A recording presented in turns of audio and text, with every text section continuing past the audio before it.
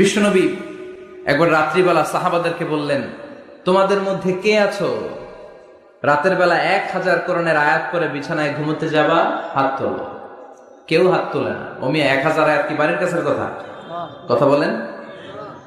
বিশ্বনবী বললেন, কে আছো তোমাদের মধ্যে রাত্রিবেলায় বিছানায় ঘুমোতে যাওয়ার আগে 1000 কোরআনে কারীমের আয়াত তেলাওয়াত করে ঘুমাতে যাবা? দাঁড়াও। কোন সাহাবী দাঁড়ায় না। বিশ্বনবী ডানে তাকায়, বায়ে তাকায়, সামনে তাকায়, কেউ হাত তোলে না। বিশ্বনবী বললেন, ও সাহাবারা, এবার বলো তোমাদের মধ্যে কে কে আছো সূরাতুত তাকাসুর পরে রাত্রে বিছানায় ঘুমোতে যেতে পারবা? এবার সব হাত উঠে গেছে। সুবহানাল্লাহ পড়েন। বিশ্বনবী বললেন, তোমাদের মধ্যে যদি কেউ রাত্রিবেলা একবার সূরাতুত তাকাসুর তেলাওয়াত করে বিছানায় ঘুমোতে যাও, আমল নামায় 1000 আয়াত তেলাওয়াতের সওয়াব দিয়ে দিবে কে?